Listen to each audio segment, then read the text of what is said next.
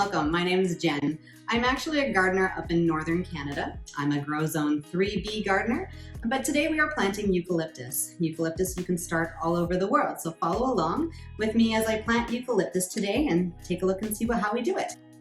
So eucalyptus is actually a large genus of over 660 different types of trees and shrubs, and they are native to Australia, Tasmania, and some of the surrounding islands. So today we have some that I have. There are so many different varieties, but I have some seed here from West Coast Seeds. It's one of my favorite companies up here in Canada. If you haven't heard of them before, they're one of the leaders and suppliers of non-GMO and untreated seeds. So go check them out if you haven't. I'll put a link in the description below. And some other things you're gonna need in order to plant today. You're gonna need a tray without holes in it. You're gonna want a cover for it, a dome cover. You're also gonna want something to put inside it. Today I have a tray like this that has holes. You're gonna want to have drainage holes in them. It's gonna go inside. You can use old plastic containers from the kitchen. Just make sure they're cleaned out and sterilized. Put some holes in them if they don't have them. Lots of different options here for growing. The other thing you're gonna want is some sterilized grow medium. And today I have ProMix. I will also put the link in the description below. And you're going to want some water. So here we go.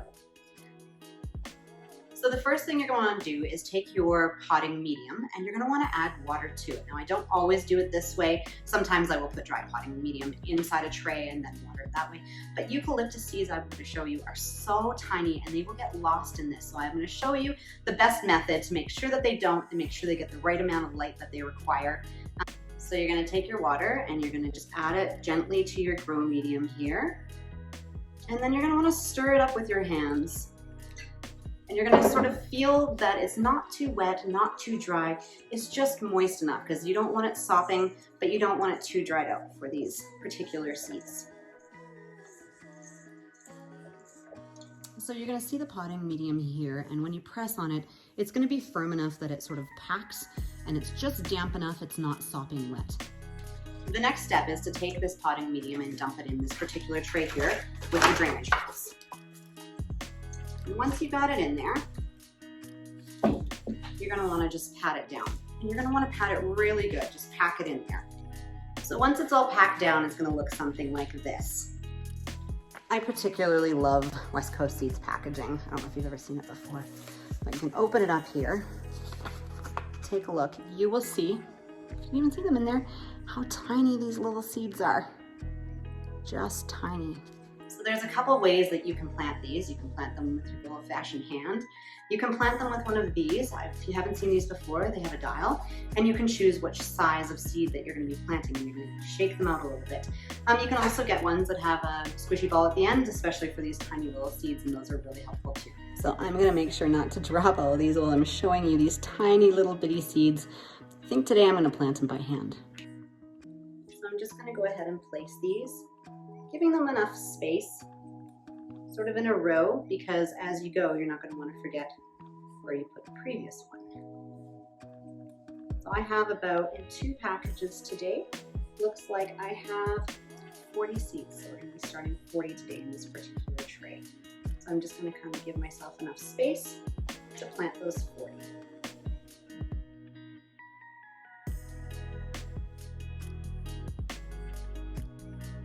Okay, so there you have it. I have planted my 40 seeds in this particular tray. Now these guys you're going to want to cover lightly. They need to have light and they also need to have heat in order to germinate. And so there's a couple different options. You could put a little bit of sand over top. You can use a vermiculite, or what I've done is I've taken some more potting mix and I've really sifted it so there's no large chunks in here. And I'm just going to give it a sprinkle. So I'm going to sprinkle over here and I can continue to sift as I do. And you're going to want to keep these warm and you're going to want to keep them damp until they have germinated, until you've seen those little seedlings come out. So we're going to put this particular tray into our larger tray here, and we are going to put its dome on top of it. And that's going to keep that humidity in there, and it's also going to keep sort of the heat. We're actually going to put this particular tray on a heat mat, and that is an option that you do have. You can find those. I will try to link those in the description below as well. And another thing you're going to want, of course, for every seed starting project, you're going to want to have some sort of light. There are lots of different options for grow lights. They range in prices from really inexpensive to really expensive. For me, I started my garage and I actually use a fairly inexpensive setup off of Amazon. And these particular lights I use in strips that I've put onto racks.